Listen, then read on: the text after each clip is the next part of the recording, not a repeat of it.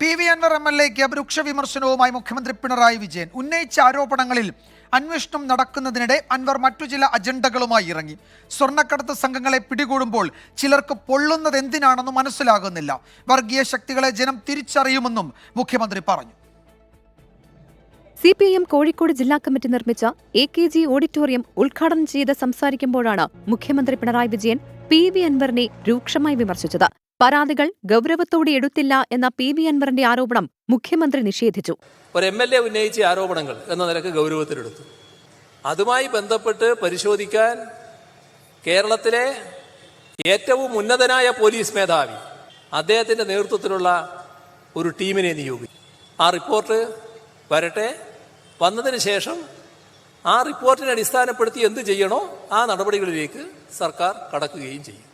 ആരെങ്കിലും വിളിച്ചുകൂവുന്നത് കേട്ട് തീരുമാനമെടുക്കുന്ന പാർട്ടിയല്ല CPIM. ചിലർ വർഗീയ പുകമറ സൃഷ്ടിക്കാൻ ശ്രമിക്കുന്നു. സ്വർണ്ണക്കടത്തുകാരെയും ഹവാല ഇടപാട് നടത്തുന്നവരെയും പിടികൂടുമ്പോൾ ചിലർക്ക് പൊള്ളുന്നത് എന്തിനെന്നും മുഖ്യമന്ത്രി. സ്വർണ്ണ കള്ളക്കടത്തുകാര്, ഹവാല ഇടപാടുകാര്, അവരെ പിടികൂടുമ്പോൾ എന്തിനാണ് ചിലർക്ക് പൊള്ളുന്നത്? അത് മനസ്സിലാക്കാൻ കഴിയാത്തൊരു കാര്യമാണ്. സ്വർണ്ണക്കടത്തിനെതിരെ പറയുന്നത് മലപ്പുറത്തിനെതിരെയാകില്ല. ദുഷ്പ്രചാരണങ്ങൾ ജനം തള്ളും. സംഘപരിവാറിന്റെ കൊലക്കത്തിക്കിരയായി രക്തസാക്ഷിത്വം വരിച്ചവരുടെ പാർട്ടിയാണ് CPIM എന്നും മുഖ്യമന്ത്രി പറഞ്ഞു. തൊണ്ടവേദനയെ തുടർന്ന് വിശ്രമത്തിൽ കഴിയുന്ന PV അൻവറിന്റെ രാഷ്ട്രീയ വിശദീകരണ യോഗങ്ങൾ അടുത്ത ദിവസം വീണ്ടും തുടരും.